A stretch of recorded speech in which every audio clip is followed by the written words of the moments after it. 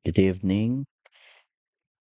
Welcome to another edition of Association Rule Mining. This time, gagamit tayo ng frequent pattern or the epic growth. This is similar dun sa a priori, pero the way that they work is different. So, compare natin mamaya yung epic growth doon sa a priori na previously is na-discuss na natin. So, frequent pattern growth, same din naman yung ginagawa niya as a priori, sabi ko. Pero mas efficient siya kasi hindi niya kailangang mag-generate ng mga candidate item sets as compare dun sa a priori, which is the way na mahanap niya yung frequent pattern, which is ito yung term natin, yung a priori ganun din, is hindi nagge-generate, hindi sinasabi kong hindi, without the need for generating candidate item set. Same purpose, yung epic growth is ginagamit din sa market basket analysis para mag-identify ng mga products or frequency doon sa naturang mga transaction by Han, Perry, and Yin without the need. Compare natin mamaya. The key objective ng epic growth is to identify the frequent item set. Same with a priori. Combination of items that frequently appear together. However, mas optimize yung process ng epic growth. Nare-reduce niya yung computational complexity at saka yung memory requirement. So, siyempre, kung very efficient yung computational methods mo, so less memory requirement din yung kakailanganin compared to a priori. Ito yung previous na algorithm na pinag-aralan natin pero same purpose. So core concept ng epic growth. So sa exam siguro try nating i-simulate natin to sa exam niyo no. So uses a data structure called epi3.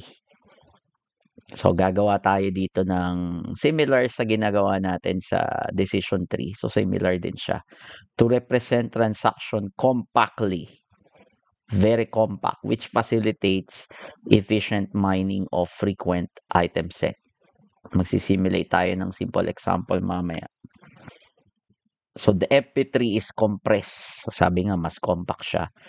Ini-store niya kung ano yung frequency of each item within the data. So para malocate yung mga hinahanap nating frequent patterns. Ayun lang ibig sabihin nun. Hierarchical structure. So syempre kung meron kang decision tree, pinag-aralan na natin before, is meron kang hierarchical structure. So meron kang root node, tapos meron mga leaves. So each branch of the tree represents the items co-occurring in the transaction. Makikita nyo kung papaano to mas efficient dun sa a priori. Gumagamit tayo ng node patch. Each node in the FP3 represent an item and a counter. Sorry, napindot ko. And a counter indicating the frequency. Gaano kadalas o kalimit yung ganong combination. For example, if bumili ako ng beer, ano yung possibility na bibili din ako for example nung diaper. Yun yung mga previous examples natin. Ganun lang. Steps. So first, bibilangin natin yung frequency ng mga item dun sa dataset. The second step, isosort natin yung frequency pababa, descending order, para ma-prioritize natin kung ano yung nangyayari na madalas. So kapag ikaw yung nangyayari ng madalas, ikaw yung magiging root or equivalent sa root node. Siyempre, i-represent nga natin as frequent pattern tree. So kapag ikaw yung madalas, Yung frequently occurring, ikaw yung magiging root.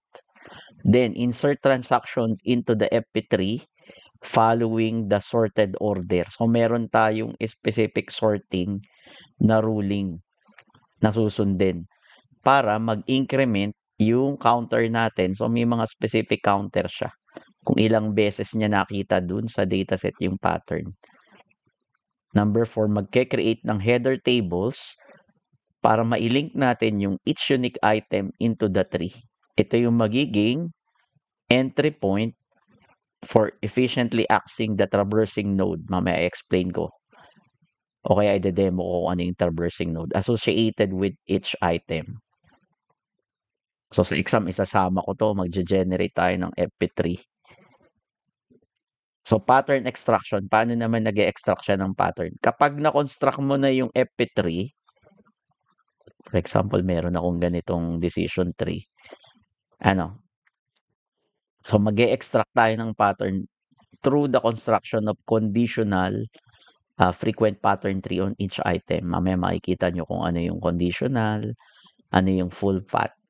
So for each item at the bottom of the FP3, the algorithm collects prefix paths leading to an item and generates new trees to find frequent pattern recursively. So pag sinabi mong recursive, paulit-ulit lang. Recursive. Next.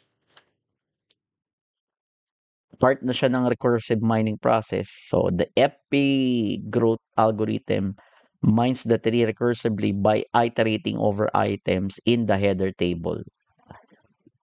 So mas maganda i-demo ko na lang So after examining each item conditional tree, the FP growth generates frequent item sets. Ito na yung kinakailangan natin. Without ever generating large candidate sets explicitly. Ito kasi yung ginagawa nung a priori. So gumagawa siya ng candidate set pero napuprune na kasi natin yun eh. Napuprune na natin yung a priori, 'di ba? Nagse-set tayo ng threshold. So para maiwasan natin yung generating larger candidate set explicitly, meron tayong pruning na ginagawa dun sa previous na method natin, which is yung a priori. Pero marami pa rin siyang na-generate na large candidate dataset as compared dito sa FP growth algorithm. So, mas efficient to. Pero the result is the same. The same din naman. So, advantages nung FP growth dun sa a priori. So, unlike a priori, which generates and tests candidates item set at each level. So, magge-generate ka ng 1 item set, 2 item set, 3 item set, kung ilan yung makikita niya. So, na-avoid na to nung FP growth. So, kung na-avoid na siya, so mas efficient yung computation natin, specifically for large data. Next. So, very compact siya. Sinabi ko na kanina pa ulit-ulit. So, very helpful for dense data set where items frequently co-occur. So, recursive, divide and conquer yung strategy. Yung FP growth, bine-breakdown niya yung complex problem into a more manageable parts, improving speed at saka yung memory efficiency. Next. So, in comparison, compare lang natin, yung a priori uses candidate generation with a join and prune approach. Yung FP3, gagamit tayo ng compact FP3, yung FP growth to mine patterns without generating additional candidate generation. Kasi nahahanap mo na yung frequent pattern based lang dun sa graph. A priori, kaya computationally expensive siya, multiple scan kasi yung ginagawa niya for each K item set. So, hanapin niya yung lahat ng 1 item set, hanapin niya lahat ng 2 item set, kung ano yung mga possible combination. In terms ng scanning, so only 2 database scan yung hinahanap niya. So, FP growth, much faster, a priori, slower. Kasi marami siyang dine-generate na candidate dataset o kaya yung candidate generation. So, more memory efficient. Ito ay memory intensive, multiple passes. Ano yung mga best use cases? Works well yung FP growth kahit dense, large yung databases natin na may mga frequent patterns. Yung a priori, although nagwo-work siya sa around 1,000, pero siguro pag dumating ng millions of dataset, mas efficient siyempre yung yung FP growth kaysa doon sa a priori. Suitable for small to medium size sparse dataset. Next. So mag-simulate tayo ng example ng FP3 kung papaano yung mechanism niya. So i-consider natin yung database. So mas mabilis pa dito yung implementation ng Python mamaya. Pero dapat naiintindihan nyo. So kung may minimum support tayo na 2, ibig sabihin, yung frequency niya is minimum of 2. So sa transaction 1, meron tayong item, consider nating item na A, B, D, E. Sa transaction 2, BCE. Sa transaction 3, meron tayong A, B, C, E. Transaction 4, BC. Transaction 5, ACD. So, dun sa instruction natin ng FP3, ang gagawin natin is i-count natin yung frequency. Ito lang ibig sabihin nun, tatlong A. 1, 2, 3. So, yun yung ibig sabihin. Yung A ko ay 3. Yung B is 1, 2, 3, 4. So, yun yung ibig sabihin niya. Yung C, kung bibilangin natin, 1, 2, 3, 4. So, 4 din. So, tingnan niyo yung process, maaaring ito yung exam nyo. Part to ng midterm exam. Yung D, ito siya, 1. So, makikita mo dito, 2. Yung E, makikita natin is 3. So, 1, 2, 3. Okay? So, meron. Kasunod, kinount mo na yung frequency. Okay? Sort by frequency. Ang next step naman is isosort natin yung frequency. So, ito yung next step. So, syempre, mas marami yung B. So, siya yung mauuna kasi ito 4. Then, kasunod ko yung A, 3. Then, kasunod ko yung E. For example, 3. Although tabla sila, So, ginawa natin alphabetical na lang. B-A-E-D.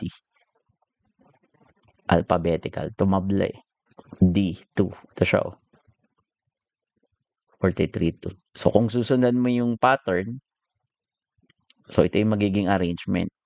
B-A-E-D, B-C-E, B-C-A-E, B-C-C-A-D.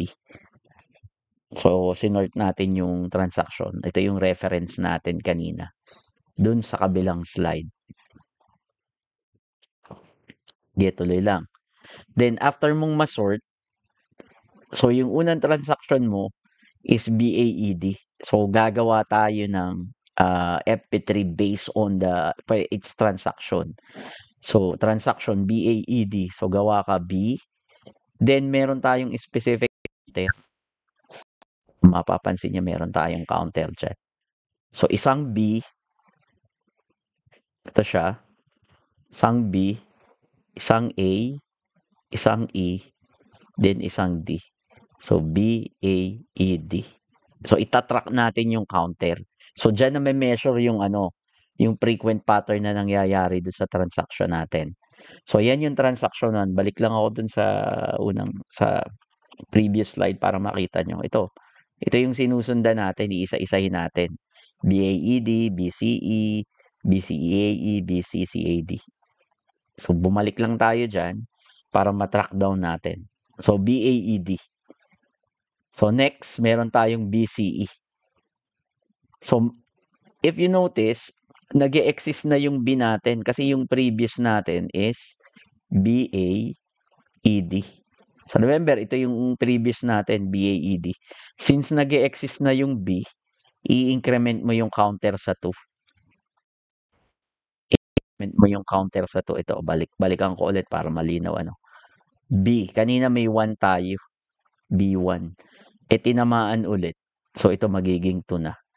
Then, bagong path yung CNE, kaya yung C ko ay 1. Ito siya. Then, yung E ko ay 1. Sana nagegets nyo yan, ano? So, since C and E are new in this branch, add C and E1. Gets nyo yan. Next, transaction 3. So, yung transaction 3 natin is BCAE. Remember, nag-e-exist na yung B natin, ano, at saka yung C. So, i-increment ko yung B to 3. So, dapat ito 3 na ano. So, mali lang siguro yung slide ko. Pero ito dapat number 3 na yan. Ano, take note, siguro mali yung slide ko. Then, yung BC, itong B to 3, tapos yung C ko, ito BC. So, ito yung magiging 2 dapat. Then, yung A, panibagong path, yung nag-exist kasi before is BCE lang. Kung babalikan mo sa transaction 2. So, 1, 1. So, ito yung 1, 1. So, ito ay naging 3. So, ito ay nagiging 2. So, sorry, edit ko na lang yung ano, edit ko na lang yung presentation. A and E are new. Ito yung ibig sabihin A1. Ito siya. Then E1. Ito. So, nagko-construct tayo ng branch. I-update ko na lang. So, next. Meron tayong BC. Okay? So, since nag-e-exist yung BC dun sa path natin, so, i-increment ko siya. Ito ay 3. Yung C natin, yung B, 1, 1. Since nag-e-exist na siya, so 3 plus 1. Tapos yung BC ko kanina ay 2. So plus 1, kaya magigitong 3. Okay, so ito ay B4C3. Yan yung transaction 4. Ang next transaction natin is yung T5, which is CAD. Sir, nag-e-exist naman yung CA natin eh. Sige. Baka nalilito kayo dito. Bakit lumabas na siya dyan? Okay? So, ito yung transaction 4. Yung sumunod natin is CA. Sir, nag-e-exist naman yung CA eh. So, ang ruling dito, dapat nag-e-exist yung, ano, yung root node mo. Hindi ka pwedeng sumangat na hindi nag-uumpisa sa letter B. So, remember, ulitin ko ulit, ano? Andun tayo sa CAD. Hindi ba pwede, sir, isingit ko na lang dito? Halimbawa, ito yung C. Ako ng panibago na D, which is 1. At lahat is mag-uumpisa tayo sa B in terms ng construction ng ano ng FP3 kasi hindi naman nag-e-exist yung CAD. Kung sinabi natin na BCAD, kung sinabi lang natin na BCAD yung transaction path, baka ganito pa yung ginawa ko. Pero since CAD lang siya, hindi siya nanggaling sa letter B, ulitin ko ulit ano, para malinaw. Hindi nag-e-exist talaga yung CAD natin. Ano, dadagdagan mo dito? No. Kung nangyari dyan is for example BCAD, ulitin yun yung gagawin. Since hindi siya nag-e-exist na ang unang value niya is B, gagawa tayo ng external na 3. Ito yung C, ito yung A, ito yung D. So, 1, 1, 1. Ibig sabihin panibagong instance siya. So, dito nakakalculate natin yung frequent item set based dun sa frequent pattern tree. So, ito yung header table. Yung first node ay B. First C node in a tree is C. So, may mga header table lang siya. Then, ito yung nakuha nating frequency. B4. I think C is 4. Siguro hindi na lang updated to. Kasi ang hirap gumawa ng presentation. So, tingnan natin. So, at CAD, ano, so yung C ko, siguro i-update ko na lang yung value. So, basahin yung mga specific header table. So, paano mahanap yung frequent item set? So, imamine mo lang. Diba yung unang transaction natin, paths leading to D. So, pag sinabi nating leading to D, hahanap ka lang ng mga D value. So, matatagpuan mo yung D sa path ko na BAE. Ito, BAE. Support count, ilan beses? Ibig sabihin, one time nangyari. Path number 2 containing D. So, meron tayong C, A, bago ako mag-arrive dun sa D. Ito yung letter D. Conditional pattern. So, siyempre, ito yung conditional pattern ko. B, A, E. Tapos, meron akong A. So, support count nung BAE tsaka nung CA is 1. Ibig sabihin, ilang instance nangyari yung ganon. So, pag imamine mo naman is, ito yung mga frequent pattern. So, sa D, syempre, itself, para makuha mo yung node D itself, meron kang dalawang D. Ito yan. Meron din akong AD. Itong A na to, tsaka itong D. Nasa to? A at tsaka D. ED. Nasaan? So, pwede ko sabihin itong E at tsaka itong D. ED. AED. Itong A, E, at saka D. Ibig sabihin isang instance. BAED. B, A, E, D. Yun yung BAED. C, ito. C, A, D. Yun yung support count. Kung ilang beses kang mag-a-arrive dun sa frequent pattern ng note D, which is included yung D. Remember, included mismo yung D kasi makaka-arrive ako sa D with the D itself. Isa-isahin lang natin. Sinisimulate natin. Kung ite-trace naman natin is path E. Dito. Ito yung tinetrace natin. So, paano ako makaka-arrive dyan? Pwedeng B, A, E. Ito. B, A, E. B, C, E. B, C, E.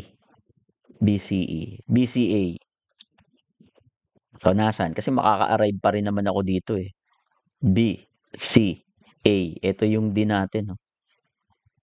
So, bilangin mo lang, conditional pattern, ibig sabihin, bago ako maka-arrive ng E, so pwede akong merong, ito, B, tsaka A. Then, meron din akong B, tsaka C. So, nagigets niyo yan, ano? Then, meron din akong B, C, tsaka A bago ako mag-arrive dun sa D. So, I think nagigets niyo siya. Then, meron tayong mga frequent pattern. So, ilan yung E? So, syempre, 3, 1, 2, 3. Nasaan yung BE ko dito? So, meron akong 3, BE. Ito, 1. Meron pa, 3. Ibig sabihin, combination ng BE. BAE, ito siya. For example, ito yung B, A. Na. So, makakarating ako dun sa E. BAE. Then, BCE. Ito ulit. B, C, E. Then, B, C, A, E. So, bibilangin mo lang yung specific count. Yan yung mga na-generate natin na pattern. So, kung imamine mo naman yung A, imamine mo naman yung A. So, tingin ka lang sa A. Ito lang siya. So, ang path ko is B, A. 1. Then, meron din akong B, C, A. Then, meron din akong C, A. Makakarating ako dyan. Then, pattern ko is, siyempre, conditional, bago ako maka-arrive ng A, bilang. Meron B, then meron lang akong specific na C. Nasaan yung C? Sa labas. A. At nasa external. Next. So, ito lang. Support count. So, bibilangin mo lang ilan yung A. So, malamang 3 siya. 1, 3. BA, 1, 2. Nasaan pa ang BA dito? 1, 2. CA, 2 din. 1, 2. 2. Ayan o. CA, 2 yung CA. Ito. Binakount natin. Then, BCA is 1 lang. Pwede ko sabihang star. B, C, tsaka ito A. So, 1 time. Next. So, imamine naman natin yung letter C. Tingin ka lang sa letter C. Paano ako makaka-arrive sa letter C? Yung path ko na B to C. Then, path to containing C itself. So, nakakarating ako sa C through the root node mismo nung C. So, isang conditional pattern, which is yung B, then yung C, which is yung root node. Meron pa ba? So, how about i-mine natin? Ito, sige. Frequent pattern. So, ilang C meron tayo? So, magiging 4. Bakit? 3 na agad tong C na to eh. Tapos ito pa oh. Plus 1. So, 1 was 4. Ibig sabihin ng 4. BC ilan? Ilan? So, 3 lang. Okay? So, B to C. Kasi 3 lang naman yung C. Yung B ko is 4. So, makaka-create ako ng B to C na 3 beses. Yun yung ibig sabihin. Last, ang frequent mo naman is yung letter B. So, since yung B yung root node, so ito na siya. So, makakarating tayo ng letter B through the path ng, for example, A. Makakarating ako sa path ng C. AC. Tsaka nung AED. Ito siya oh. AED. Tapos makakarating din ako sa B sa path ng CE. Ayun. CE. Pataas. Then makakarating din ako dun sa CAE. Ito yung CAE o CAE. Ito yung CAE. Ayun. Malinaw. Malinaw yun. Napakalinaw yun. Then mga support natin. So makakarating ako sa node itself. So B equals to 4. Kasi 4 siya eh. So yung BA natin. Ito B. Tingin B. Ito 2. Ito ay 1. So another 1. Ito yung pangalawa. Then i-trace nyo na lang. In the interest of time, i-update ko yung presentation ko. May nakita akong mali. Okay? So, i-update ko na lang. So, the same din. Ito na yung frequent pattern for node B. Then, kung meron ka mga frequent pattern, so, yun yung i-item set lang natin as frequent item set. So, ang implementation yan in terms ng Python is the same. Wala naman tayong binagong code dito. Kung ano yung ginamit natin sa a priori. So, try natin yung grocery dataset ulit. So, may mga warning siya lumalabas. So, try natin a priori dataset. Kung anong result nito, kung titingnan niyo yung since grocery transaction ulit tayo, na-discuss ko na to, kung ano yung ginagawa ng code natin. So, ito yung transaction DF ulit. So, kung gusto niyo lang makita, kung gusto niyo makita yung explanation nito, balik kayo dun sa sa previous natin na a priori. So, inayos lang natin para maging transactional yung pattern ng dataset. So, kung mag-a-apply tayo na FP growth, ang nag-iba lang dito is instead na a priori yung ginamit natin, FP growth na siya. Pero same code. Nag-select tayo ng minimum support na 50%.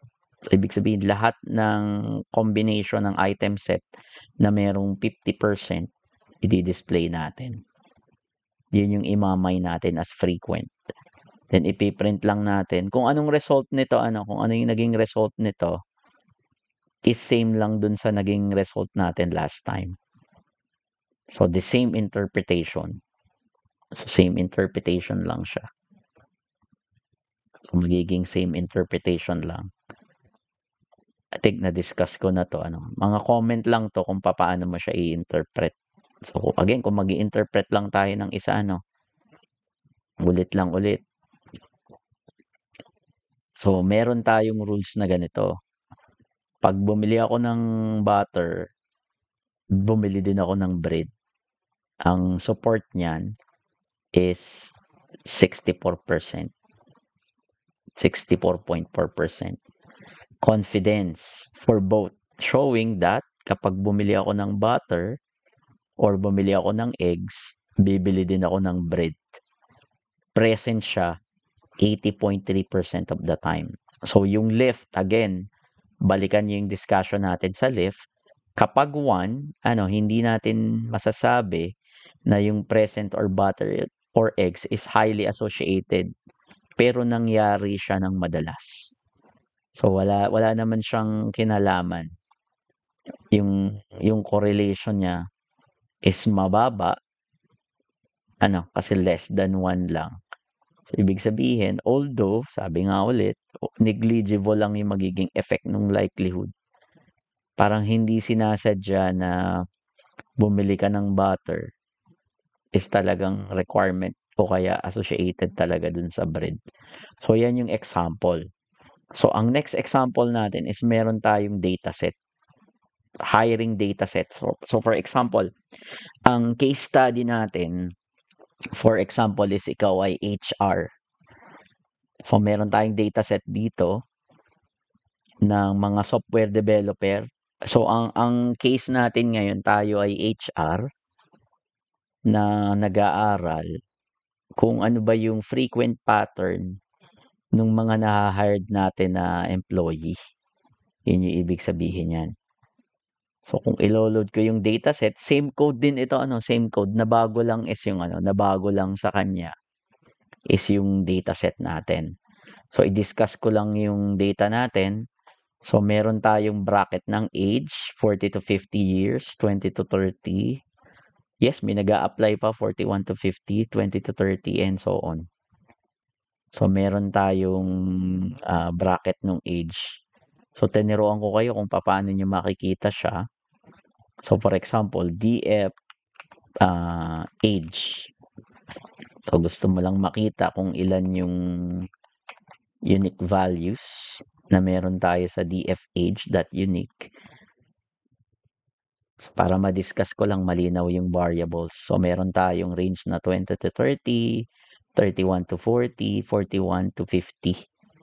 So, yung company siguro ng software development, hindi na sila nag-hire ng 51 and above. Ito'y dataset lang, dataset to na nakita natin sa web. So, yun lang ibig sabihin nun. So, df.age. So, tanggalin ko na lang muna.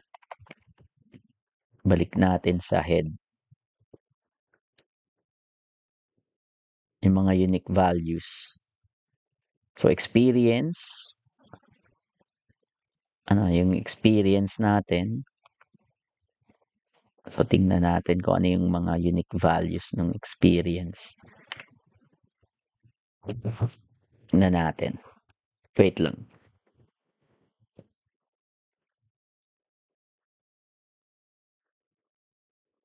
So, DF, sumilip tayo ng years of experience. So, ano ba yung mga ranges na meron tayo ng mga unique experience? So, 3 to 5, 10 plus years, 0 to 2, 6 to 10. May 10 plus years na ginagawa dyan. So, ito i-comment ko na lang muna to para nakikita pa rin natin yung yung DFED para hindi ko na siya binubura every time, then i-replace na lang natin. So, code test score. So, degree, no degree, master's, bachelor's, PhD.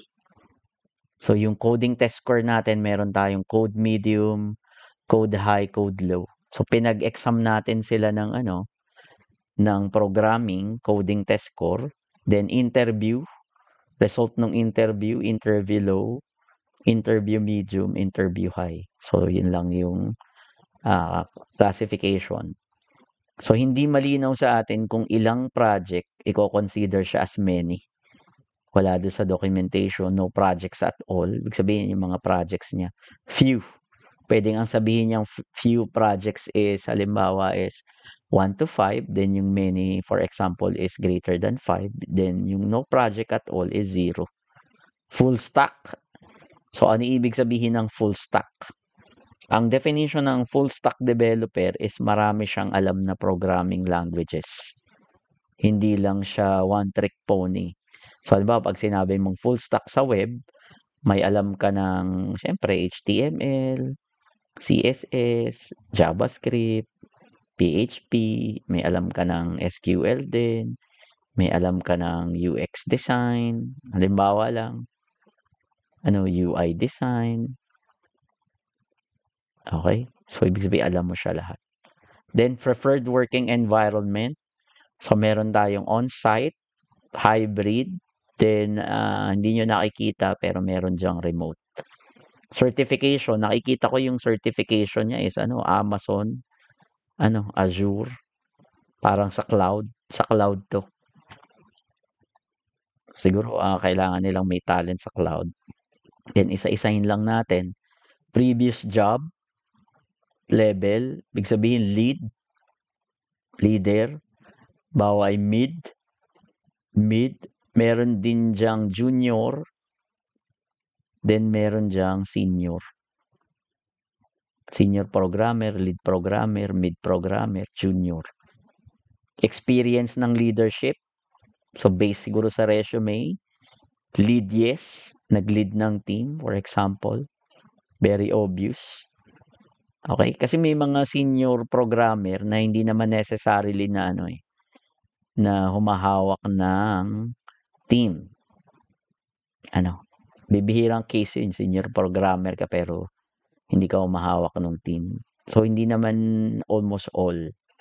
May senior programmer na, 'di ba, komportable siyang mag-work ng solo pero magaling siya senior programmer. And next, discuss ko lang yung dataset natin. Hackathon participation, sumali ka ba sa hackathon at some point? Contest to ng programming. Hackathon yung tinatawag niya. Then attitude evaluation ito ng siyempre may previous may previous employer according dun sa data. Anong evaluation ng attitude mo? Positive ba, neutral, or negative? So tatlo 'yan. Hindi ko na lang ipapakita. Then, ano yung naging status? So, ikaw yung na-hired. So, dalawa din yan. Ibig sabihin, na-hired siya nung company, then meron din ditong status, _ not hired. Okay? So, hindi ready yung data natin for sa pattern ng transaction data. Ito, hindi grocery ang dataset natin. I-analyze natin, ano ba yung characteristic based lang dun sa data natin ng mga naka-hire nating employee. So, i-comment ko na lang to ito comment purposes lang. Gusto lang nating makita. Sige, mag-try pa tayo ng isa. So, for example, i-uncomment ko to. Ano yung header niya? Status, attitude evaluation. Sige, kopyahin natin to. Kung tama nga ba yung sinasabi ko. Last na to. Tingnan lang natin yung unique values. Yan. Attitude positive, attitude neutral, attitude negative. Okay? So, frequent item dataset. So, ito yung dataset natin. Then, ipaprocess din natin. Again, wala tayong binago dun sa code. Pero, this time, i-comment ko muna to. I-explain ko to line by line. May dinagdag tayo. So, ito na yung transactional DF natin. So, meron tayo ng 42 columns. Before, meron lang tayong dadami kasi to kasi yung properties nung age is marami. Meron tayong 14, then naging siyang 42 columns. Kasi 0 to 2 years, 10 plus years, ito yung mga unique values na makikita mo dito sa column na to. Then the rest, ganun din yung mangyayari. Hahanapin natin yung mga values for each column. Then may sarili ngayon sila ng header about attitude negative, attitude neutral, positive. So ang attitude nung employee 0 natin is positive kasi false yung So the rest is the same. Pero ang utos sa atin nung HR, i-analyze natin yung Ano yung mga characteristic ng naha-hire natin? Siyempre ang gagawin natin iisa-isahin natin ano. So i-uncomment ko lang muna 'tong status employees. So ang una nating gagawin kung ang status lang natin na i i-a-analyze is yung mga hired employees, ida-drop ko yung column ng not hired. Ano ulit yung axis 1? In terms ng column. Sige, isa-isahin natin ano. Status employees, ito yung transaction DF natin, which is ito yung original na transactional DF. Ito yung original na, ito yung transaction DF I mean. Then ito yung original natin na dataset. So from 14 columns, so ulitin ko, naging 42 columns. Dumami siya. Kasi ganun kadami yung mga specific value. Naghiwa-hiwalay kasi siya. Okay? So ito na siya. So kung titingnan natin yung status ng employees, so sa taas, sige, balik-balik lang muna tayo para makita nyo. Yung status na not hired, kung papansin nyo sa tabi, is tinanggal na natin. Ulitin ko ulit ano, kung tatanggalin natin to, i-comment ko to. So magtatapos yung transaction DF natin is dalawa. Isang not hired tapos itong hired. So sabi ko nga, mas interesado tayo ngayon sa na hired. So idadrop ko itong column na to. Idadrop ko yan. Yun yung ibig sabihin ng status not hired. Okay? Then, pag na-drop na natin yung status hired, so syempre, meron tayong mga status hired na may mga false value. Sabihin, hindi na nga to na hired eh. So, another status employees, conditional selection, status employees, status hired is equivalent to true. Yung true natin, hindi siya string. Talagang true value siya, boolean. So, makikita mo naman to, uunti siya. So, from 1,000 rows, so meron na tayong 500. Ibig sabihin, well-balanced yung dataset natin. 500 yung na-hired, 500 yung hindi. So, mas maganda to, ano? Okay? So, nandyan yung status hired. So, syempre, kung meron na akong status hired, hindi ko na gagamitin tong column na to. Yun yung ibig sabihin ng next line.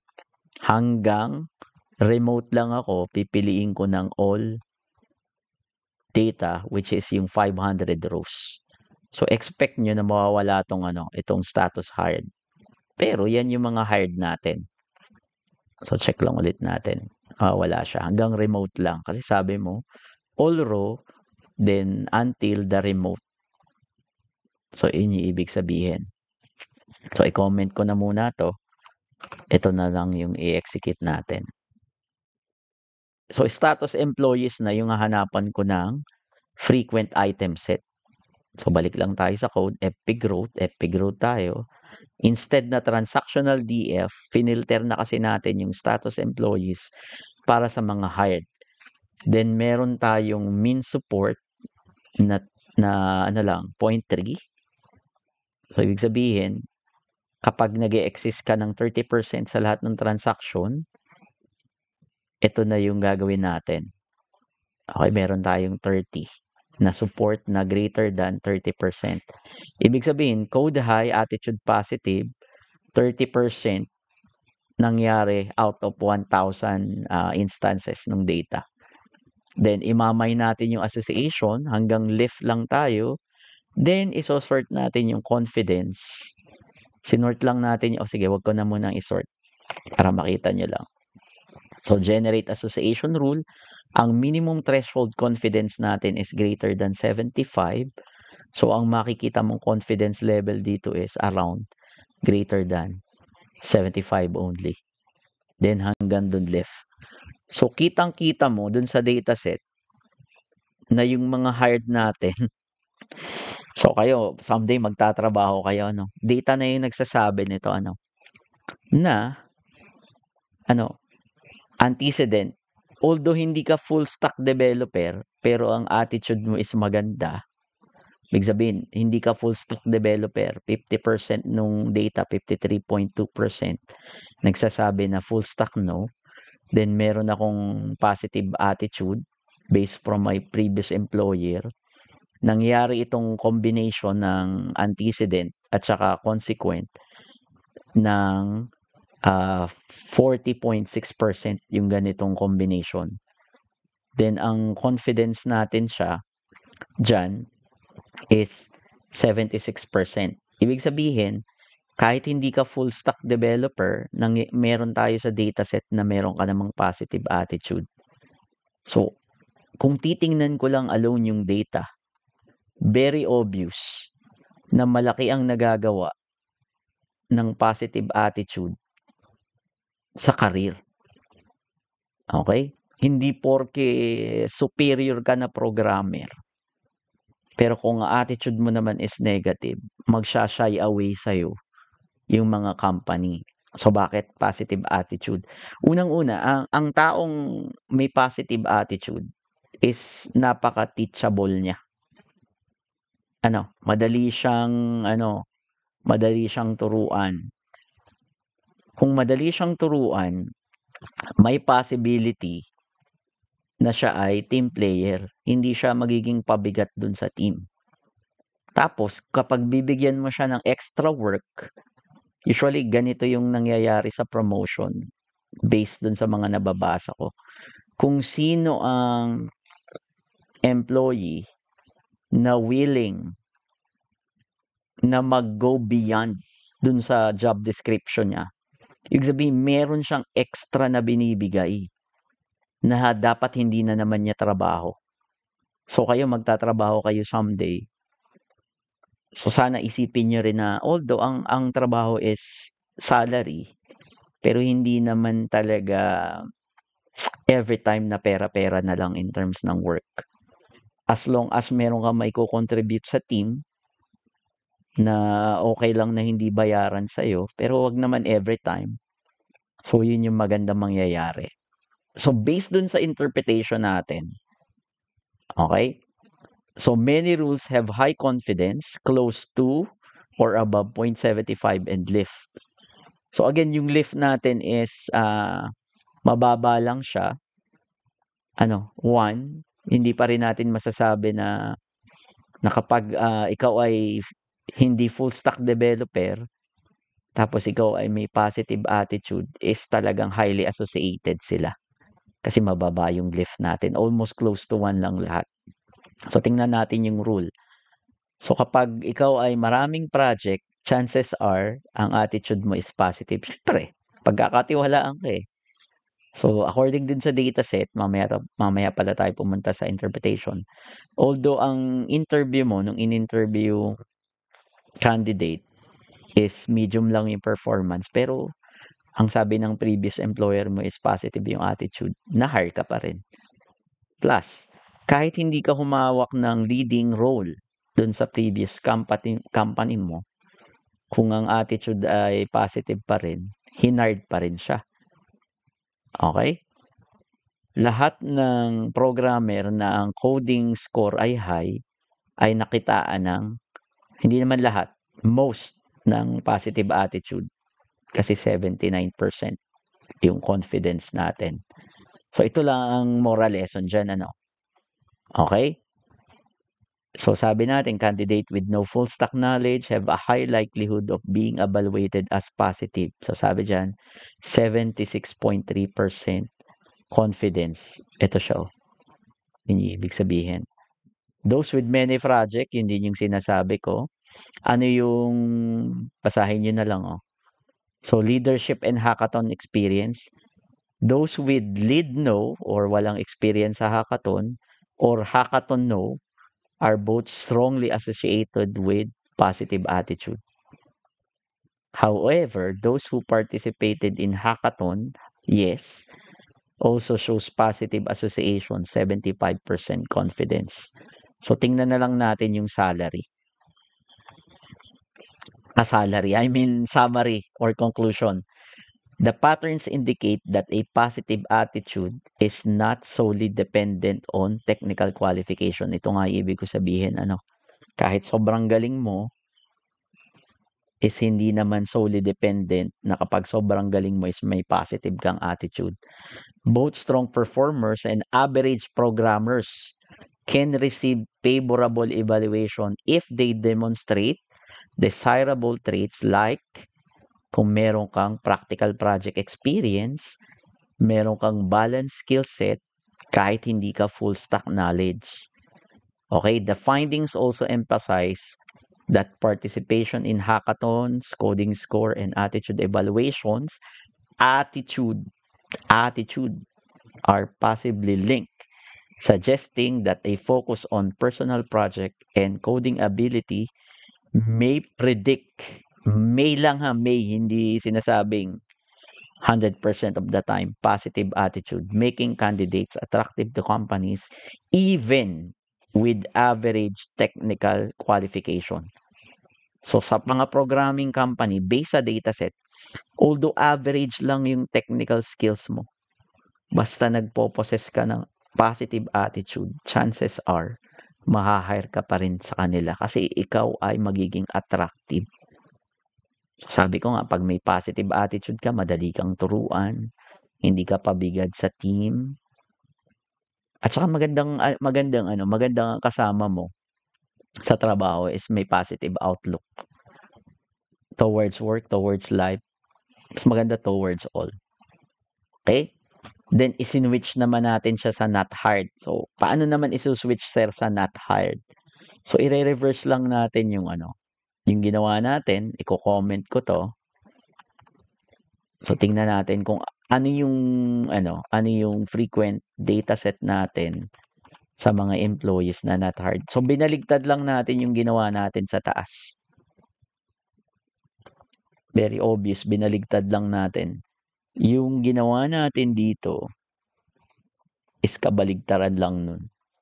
So, kailangan mo naman ng not hired, di status not hired. Kailangan mo ng tatanggalin ko syempre status not hired. So, hanggang remote lang. So, tingnan naman natin. I-run natin to. Restart natin. Then, tingnan natin kung ano yung magiging result ng rules para sa not hired employees. So, attitude pa rin ba? Tingnan natin. Okay, wala tayong nakukuha. So, babaan natin yung threshold. So, kung bababaan ko siya ng halimbawa is around 3. So, wala tayong makuhang rules eh. Ayan, okay? So, ito yung mga not hired natin. So, ang interview niya is medium. Surprisingly, naging leader siya nung previous niya. Naging lead siya nung previous na work niya, no? Very surprising yung naging result. Okay, kapag in-interview, medium yung skill mo sa interview, sinasabi niya na 66% of the time, ikaw ay leader sa previous mo na company. So siguro kaya ka nga lumipat. Kaya ka lumipat. So kapag ikaw ay leader sa previous company mo, tapos ang interview mo ay medium, kabaligtaran lang. Okay? Surprisingly, hindi natin kinakikitaan ng attitude dito. Okay? Puro technical skills lang.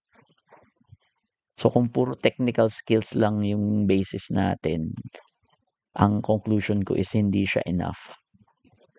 So mas prefer pa rin nila ito.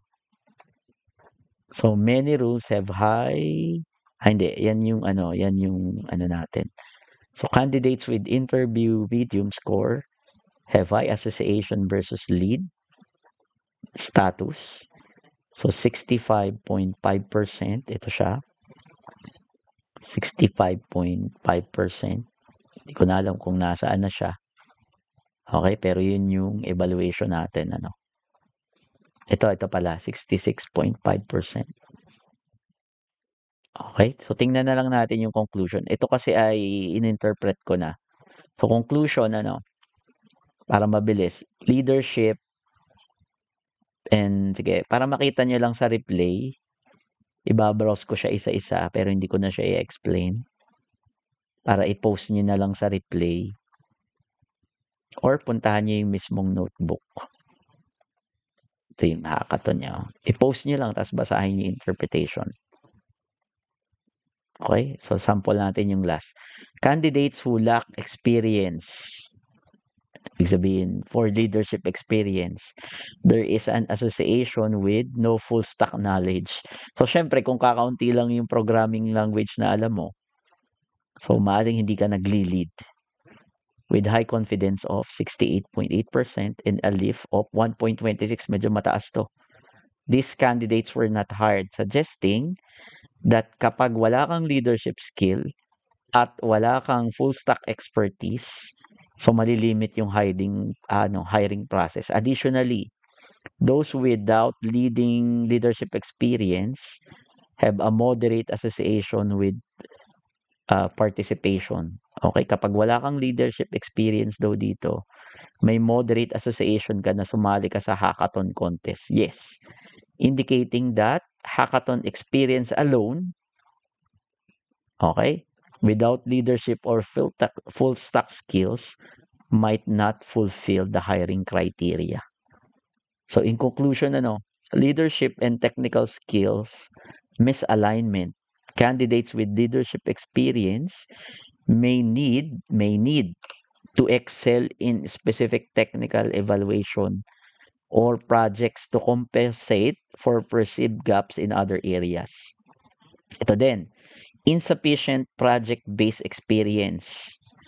Okay? High coding skills without breadth of a project. Magaling kang mag-code pero kakaunti yung project na na-experience mo may seem less compelling to hiring managers, suggesting the importance of applied project-based evidence skills. So kung mag-a-apply ka as a programmer, ito yung magiging tip ko, mag-ipon kayo ng portfolio. Kasi hindi pinapakita ng transcript of record nyo kung ano yung mga projects na nagawa nyo na. Kung gusto nyo maging software engineer, o kaya ay junior software developer, or kahit na anong software man yan, mas maganda mag-ipon na kayo nung portfolio nyo. Ano yung mga projects na ginawa nyo. Kahit magaling kang mag-code, kung hindi ka naman gumagawa ng mga projects or very limited lang, so nare-reduce mo yung chance na ma-hire. Last, lack of skills and key experience. So syempre, kapag yung isang nag-a-apply ay wala ng full stack knowledge at saka wala ng leadership experience, meron ka ng disadvantage even with other positive attributes. Pero nako-compensate siya based dun sa data natin ng good positive attitude. So ang maipapayo ko sa inyo, huwag malaki ang ulo pagdating sa career, huwag din bida-bida. So mas gusto kong yung nagme-mentor ka dun sa mga juniors nyo. Pero sa exam, tsaka sa quizzes, huwag nyo namang i-mentor. Okay? Hayaan nyo naman ang style ng mentoring nyo sa mga classmate nyo is tough love. Okay? Para matuto naman. Huwag nyo i-mentor sa quiz tsaka sa major exam. Sa career, siguro pag kayo na lang, hindi kayo nag-e-exam, so pwede nyo siyang i-mentor. 100% based from data tsaka experience. Attitude pa rin. So thank you very much. Yun yung lesson natin in terms ng FP growth. Thank you.